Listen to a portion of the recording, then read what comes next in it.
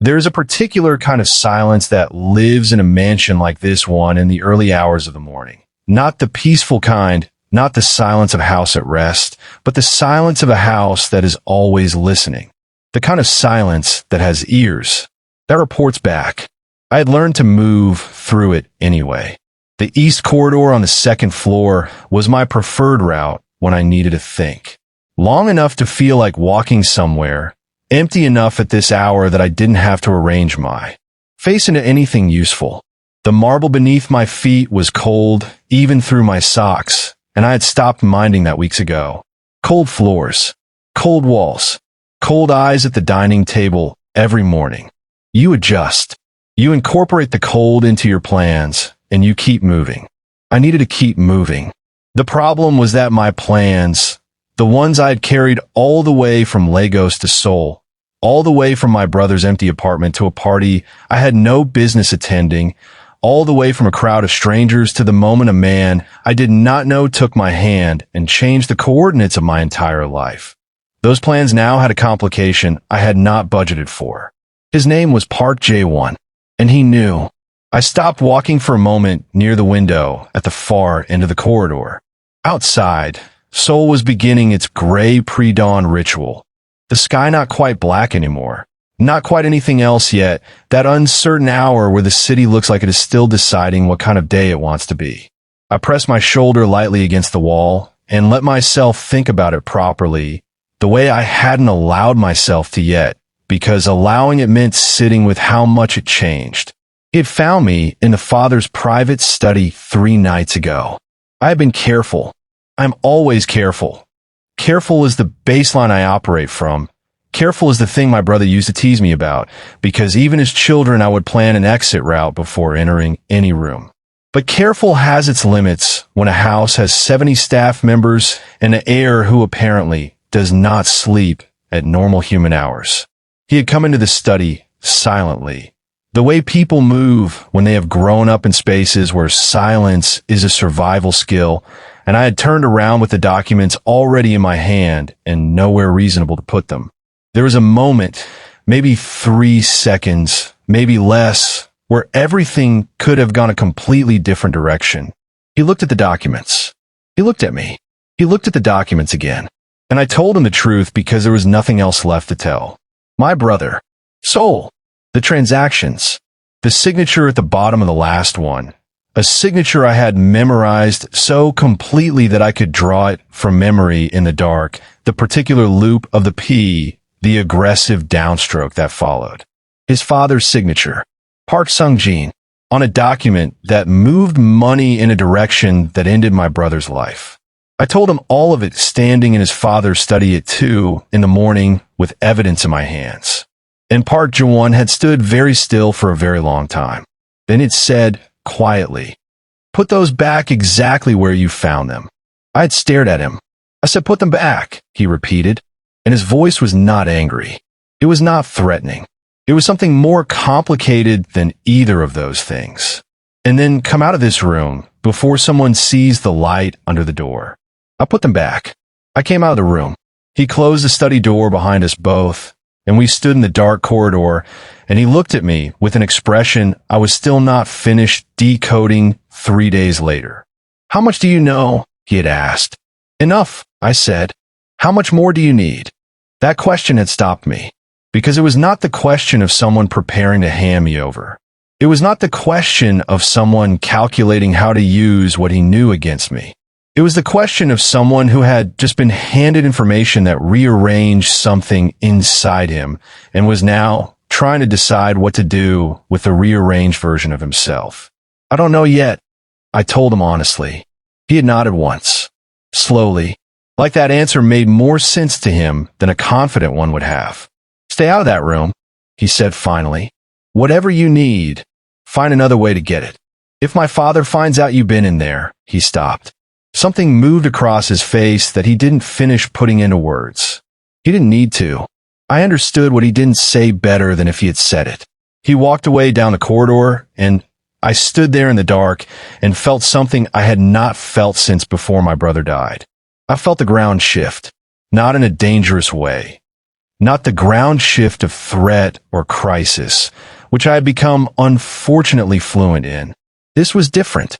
This was the ground shifting the way it does when something you were certain of turns out to be more complicated than your certainty allowed for. When someone steps into the space your plan designated as empty and does something your plan did not account for. I had not accounted for him protecting me. I had accounted for hostility. I was prepared for that, armored against it, had responses loaded and ready for every flavor of hatred this house had so far served me.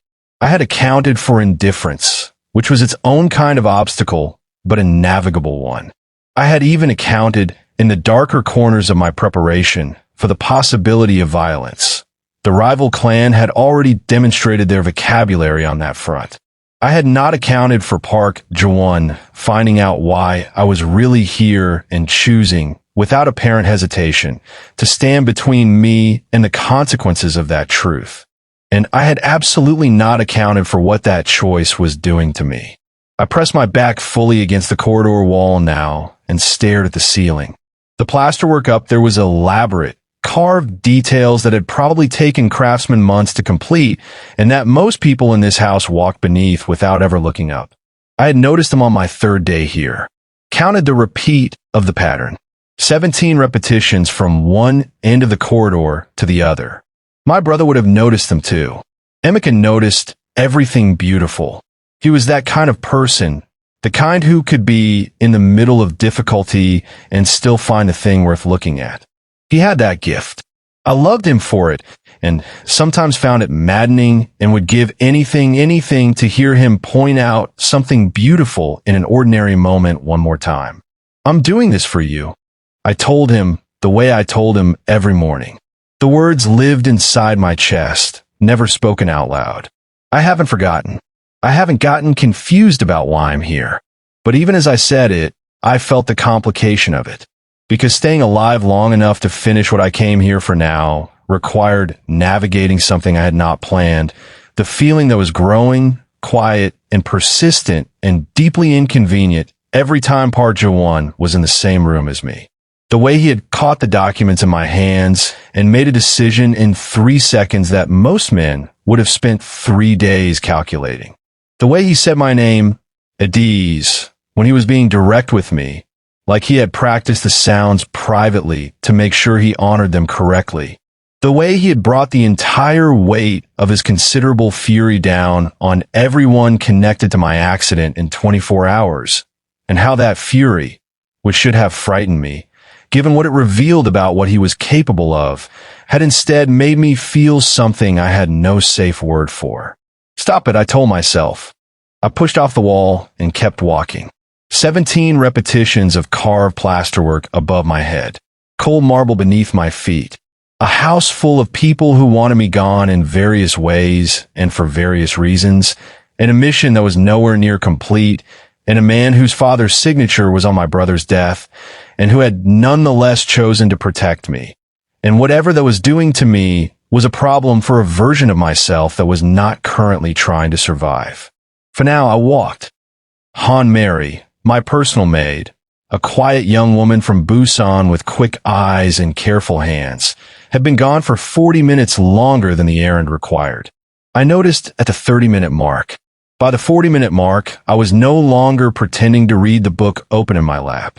By the time I heard her footsteps in the outer corridor, slower than usual, slightly uneven, I had already set the book down and was standing. She came through the door, and I saw her face. The left side, red first, already deepening toward purple at the cheekbone, her lower lip slightly swollen at the corner, and the way she was holding her right wrist, close to her body, protective, the particular angle of something that had been grabbed and twisted. I looked at her for a long moment. Mary, to her credit, did not look away. She stood straight, or as straight as she could manage, and met my eyes with an expression that was trying very hard to be neutral and not entirely succeeding. "Ooh," I said. "Mom." "Mary." I kept my voice level, even, the way I kept all of myself when something was trying to make me lose the level. "Who did this?" She swallowed carefully. I could see the small whence the movement cost her. I was redirected in the West Corridor, ma'am. Mississippi Park Co. Yun's attendant stopped me and said my errand was to be set aside. When I explained I was on an errand for you, the attendant took me to Miss So-Yun directly. A pause. Miss So-Yun said that your errands were not. Another pause, more careful, choosing words that were not the original words. That your requests did not take priority in this household. And the face, Mary, a breath. When I said I would return to you first and explain the delay, Miss So-Yun corrected me. Corrected. I had heard that word used that way before. In offices, in households, in any space where people with power did things to people without it and needed the language to be soft enough to sleep at night. Corrected. Like Mary was a document with an error. Like her face was a draft that needed revision. I looked at her wrist. Can you move it? Yes, ma'am. It's not. Go to your room. Tell the kitchen to send ice. Do not return to duty until this afternoon, and if anyone asks why you are resting, you will tell them I instructed it.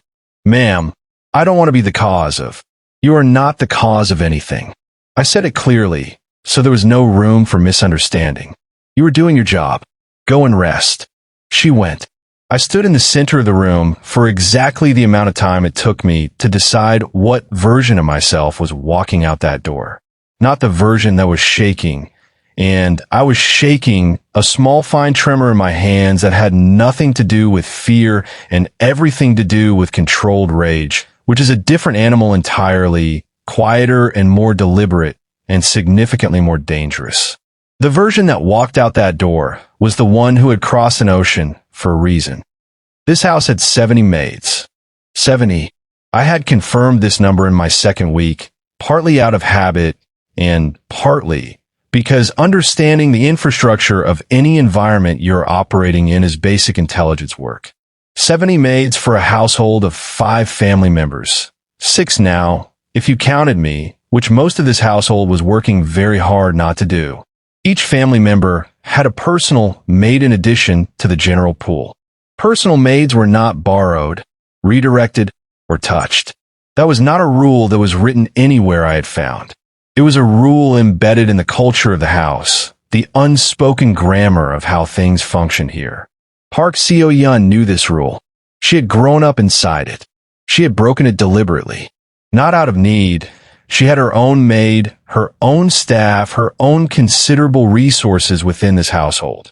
She had broken it as a statement, as a message delivered in the language of the house, which she knew I was still learning and assumed I was not yet fluent enough to read. She had assumed incorrectly. I found her in the garden sitting room on the ground floor, the one with the glass walls that faced the inner courtyard, where the light came through soft and directionless in the late morning. She was sitting with 2 of her attendants, a magazine across her lap, a cup of tea steaming at her elbow, a performance of leisure so complete it had clearly been arranged in advance. She knew I would come. She had wanted me to come. The bruised face of my maid was an invitation written in the only language she thought I understood: force.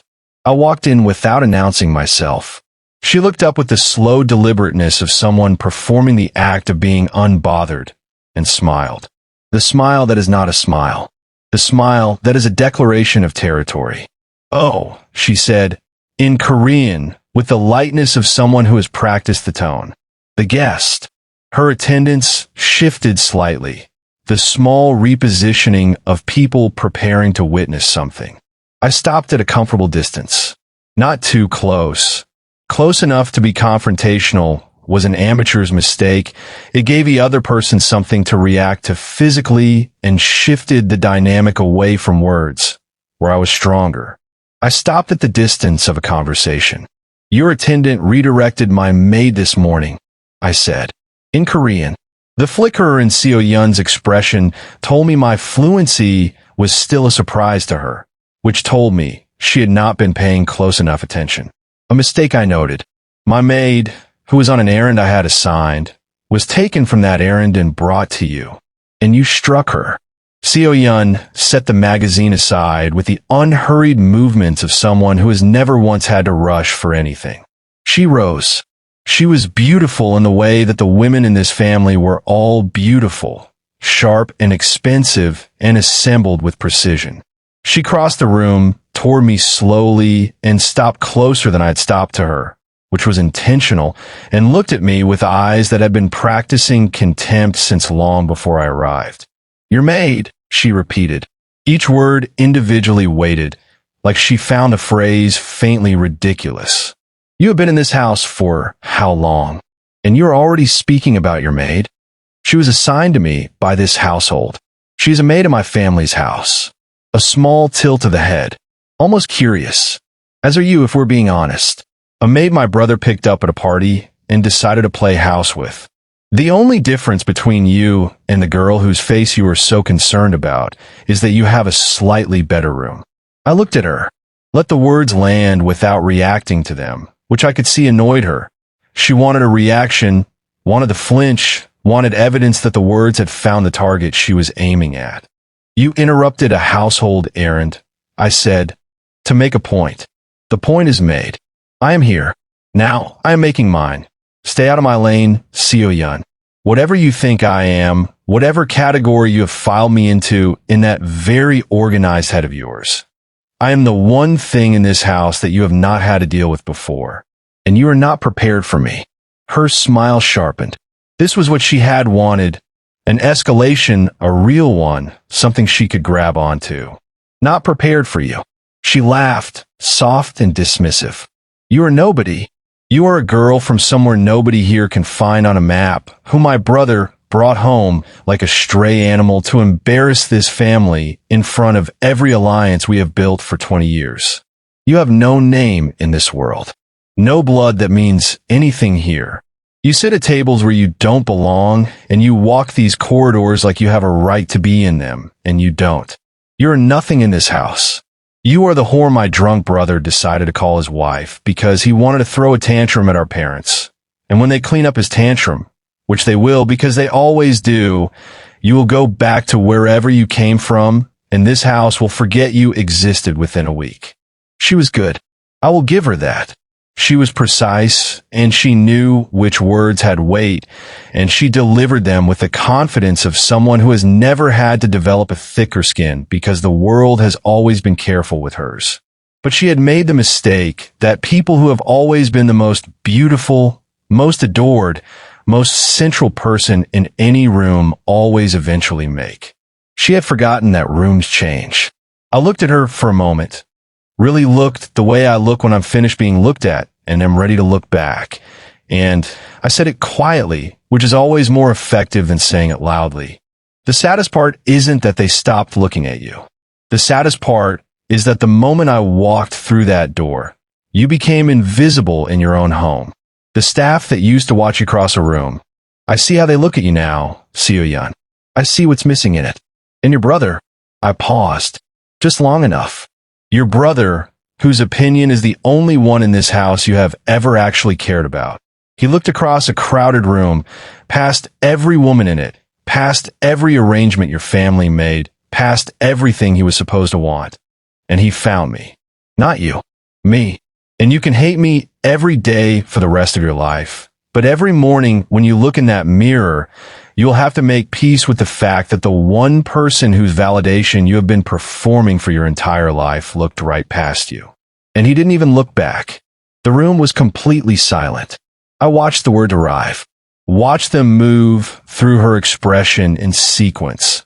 The initial blankness of someone whose brain is processing something that arrived faster than expected, then the understanding, then the thing underneath the understanding that was raw and real and had nothing to do with performance. Her hand came up fast, faster than I anticipated, even having anticipated it, the particular speed of a person acting from a wound rather than a plan. I saw it coming, and I did not close my eyes. I want to be clear about that. I saw it, and I held my ground, and I kept my eyes open because I had decided long before this moment that I would not flinch in this house. Not for this family, not for anyone in it, but I felt the air move.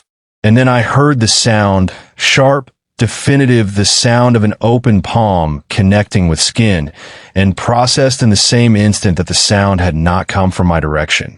My eyes, which had not closed, but which had done that involuntary thing that eyes do when something is coming at a face, that fractional blink, that micro flinch that the body insists on regardless of what the mind has decided. My eyes refocused. Park Ji-won was standing between me and his sister. He had Seo-yun's wrist in his hand, had caught it mid-arc, which meant he had moved across that room at a speed I had not registered, had crossed the distance between the doorway and where we stood in the time it took for her hand to travel from her side to the height of my face. And he had not stopped her wrist. He had redirected it. The sound I had heard was his own hand. Against his sister's face. Seo-yun stood frozen. The shock of it had bypassed all her prepared expressions and left something underneath, something younger and unguarded and genuinely, deeply wounded.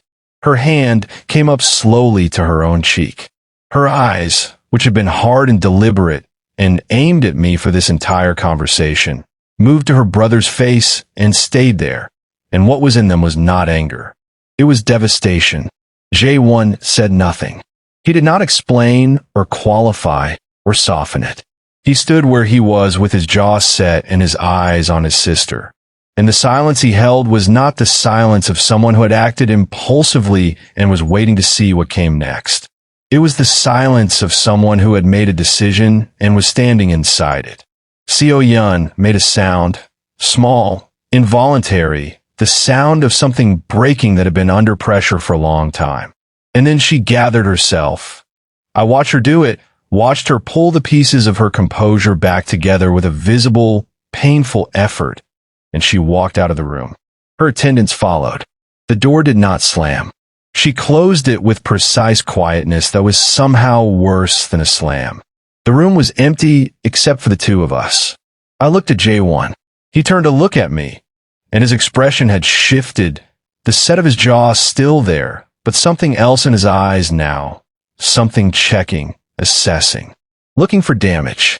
I had no damage to show him. Physically, I was untouched.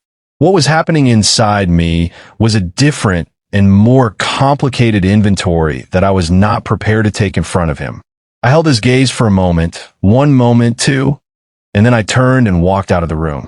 Not because I had nothing to say, because I had too much to say and none of it was safe to say yet, and I needed the corridor and the cold marble floors and the 17 repetitions of carved plasterwork above my head before I could trust myself to be in a room with another person again. I walked, and behind the careful surface of my composure, I understood exactly what that slap had just cost me.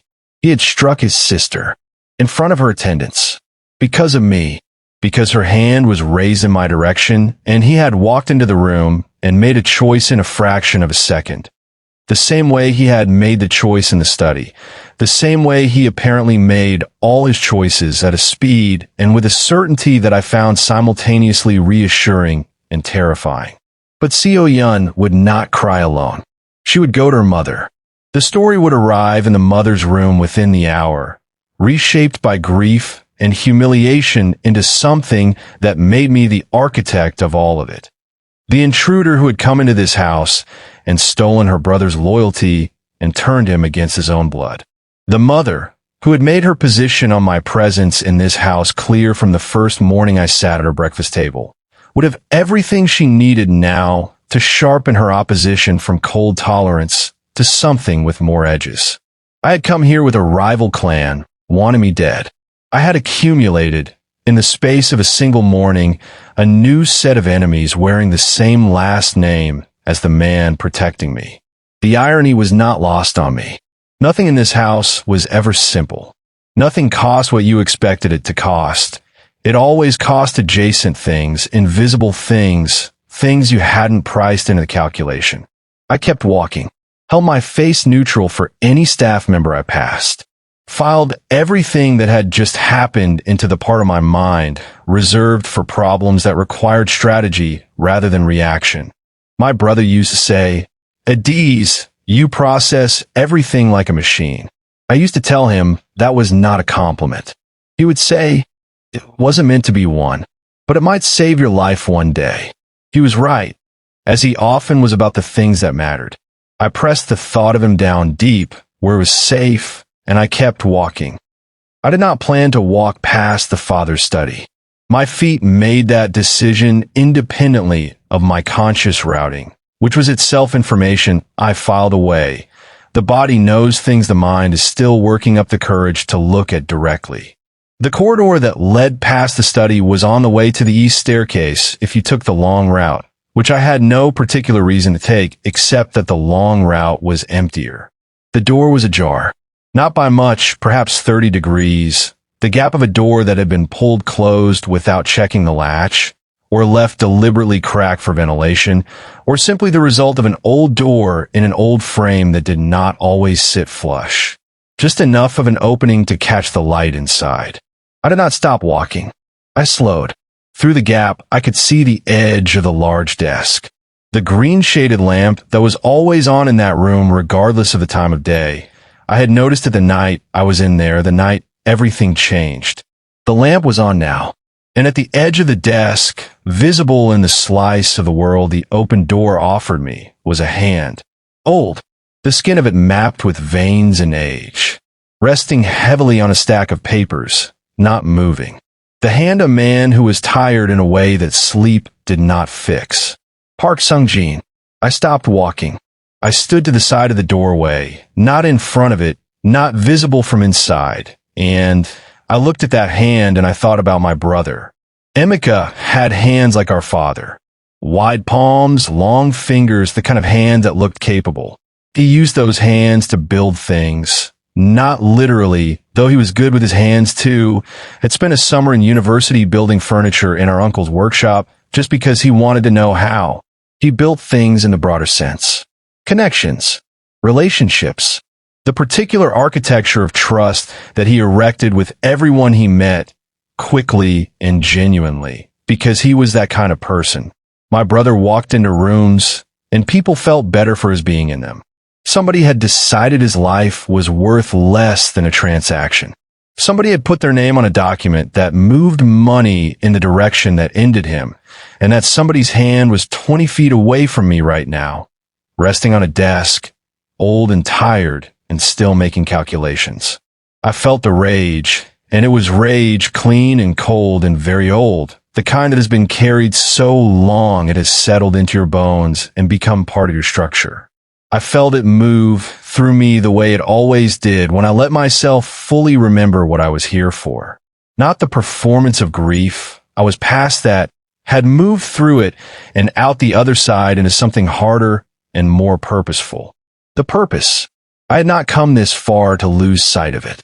I had not crossed an ocean and walked into a gang war and survived an assassination attempt and stood in this corridor every morning and learned to move through this house's hostility like water moving through stone. Patient and persistent and capable of eventually reshaping anything, to lose sight of why. Emeka, his name, in my chest was a compass. It always pointed the same direction. I looked at that hand on the desk for one more moment. Then I pulled my gaze away and moved on. Not because I was afraid. Not because I had softened. Because the moment for that confrontation was not now. And I had learned, was still learning, would perhaps always be learning, the discipline of timing. The hardest part of any strategy is not knowing what to do. It is knowing when. I walked to the east staircase and went upstairs. I did not look back. Mary came to find me in the late afternoon. Her face had been attended to, the swelling reduced with ice, the redness beginning its slow map toward yellow at the edges the way bruises do when they are healing. She moved her wrist with only a small, careful quality that told me it was sore but functional. She came in, closed the door behind her, and stood with the expression of someone who has decided to deliver information they were told, but that they are choosing to deliver anyway. There was a family meeting this morning, she said. While you were, she paused. While the incident was happening in the garden sitting room. I looked at her. I know there was a meeting. I was not included. No, ma'am. A breath. I was near the East Service corridor when two of the senior household staff were speaking. They did not see me. She said this carefully, letting me understand that what followed was overheard and therefore both valuable and deniable. The meeting was about a proposal from the Shin clan. The name landed in the room with weight. The Shin clan. I knew that name. I had known it before I arrived in Seoul. It was in my brother's files, adjacent to the transactions I had found, connected to the network of money and violence that had ended his life. I had done my research. I knew the geography of this underworld even before I stepped into it. What kind of proposal? I said. Mary looked at me steadily. She was braver than she looked, this girl. Or perhaps she looked exactly as brave as she was, and I simply hadn't been paying close enough attention. They want you gone, ma'am. The proposal is for the heir to honor the original arrangement, to marry the Shin daughter, and to release you. I sat with the word release for a moment, turned it over, examined what it was actually made of underneath the surface of it. Release, I said. Yes, ma'am. And what does the household understand release to mean? Mary's eyes were very steady. Everyone understands what it means, ma'am. Yes, they would. This was not a house full of people who operated under illusions about how the world they lived and worked. Release in the language of the Shin clan's proposal meant, hand her to us. And what the Shin clan would do with someone handed to them, someone who had become a symbol of their public humiliation, the girl chosen over their daughter, the foreign nobody whose existence had made their family a subject of whispered ridicule in the circles that mattered to them. What they would do with that person was not quiet or private. It was designed to be seen, designed to restore exactly the dignity whose loss they had been calculating since the night at the party when the heir took a stranger's hand and rewrote the terms of everything. I was very calm. This is the thing about receiving genuinely dangerous information. The body, if you have trained it, does not panic. Panic is for surprises. I had not been surprised since my brother died, and I had stopped moving through the world with the expectation of safety. What I felt now was not panic, but the particular cold clarity of someone for whom the situation has just become fully visible. They wanted me dead. That was not new information. The accident had already told me that in language that needed no translation. But a private assassination attempt and a formal proposal to the family were different categories of threat. The proposal meant they were applying pressure through the legitimate structure of the household. It meant the father, calculating, old, afraid of a war he believed his son was not equipped to lead, was sitting in a room weighing the cost of my life against the cost of a conflict and finding my life to be the lighter item on the scale. The father's position? I asked. Mary was quiet for a moment. Then, from what I was able to understand, ma'am, he is considering it seriously. I nodded once. Thank you. You can go.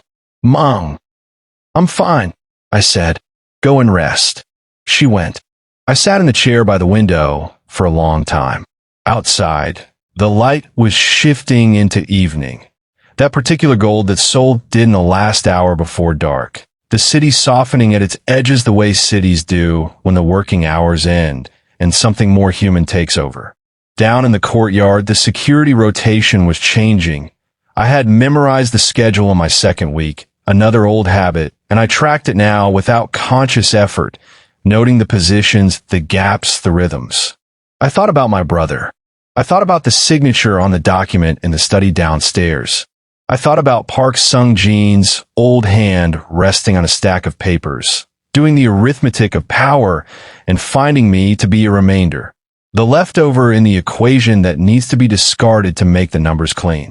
I thought about the rival clan's version of release and what it looked like and how public they would make it and how they would frame it as a restoration of order, of dignity, of the natural hierarchy of things, and how thoroughly and completely they were wrong about every single part of that framing. I was not a remainder.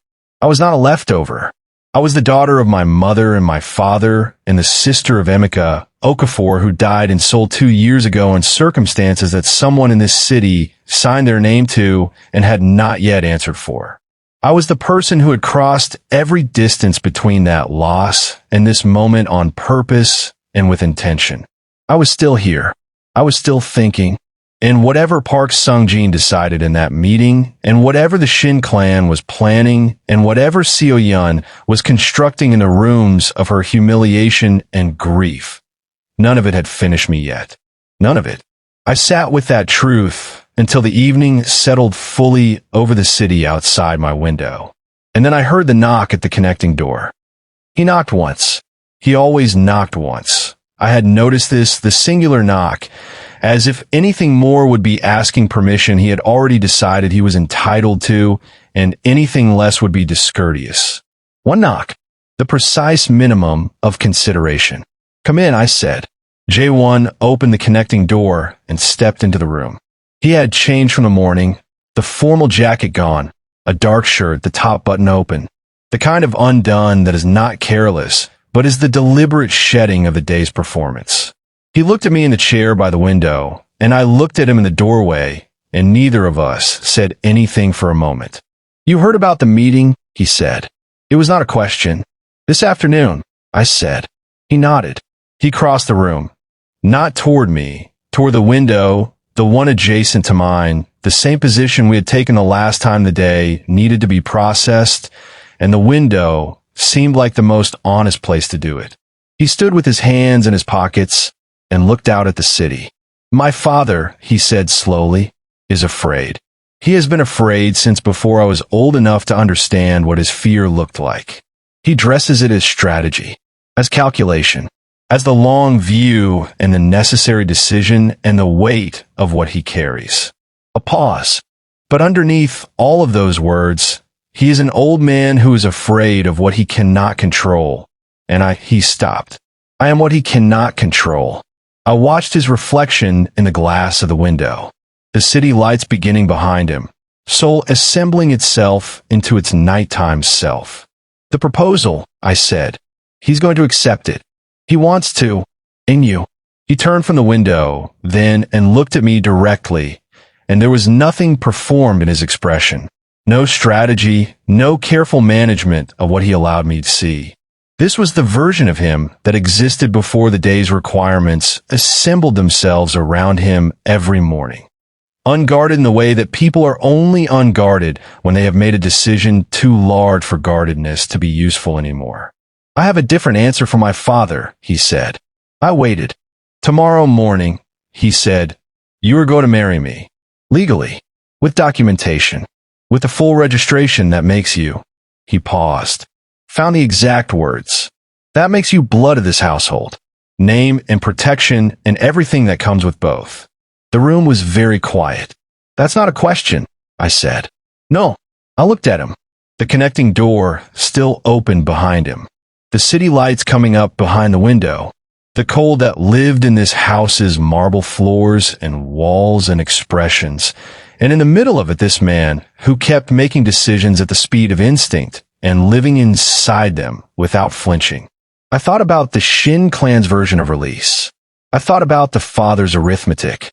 I thought about Mary's careful face delivering information she had chosen to bring to me because she had decided, somewhere between the morning's violence and the afternoon's revelation, that I was worth the risk. I thought about my brother, whose compass I carried in my chest, pointing always in the same direction. I thought about what the heir's name, legally, documentedly, on paper that this household and this city and this underworld would have to acknowledge. What that name would mean for what I still needed to do. The access it would give me. The protection it would provide while I finished what I came here to finish. I thought, briefly and honestly, and not for the first time, about the fact that this calculation was becoming more complicated than a pure calculation. That the man standing in my room had started occupying space in my thoughts that had not been allocated for him. That something was growing in the architecture of whatever we were to each other that I had not designed and did not entirely know what to do with. I set that thought down gently and came back to the present, to the room, to the question that was not a question. I had no real choice.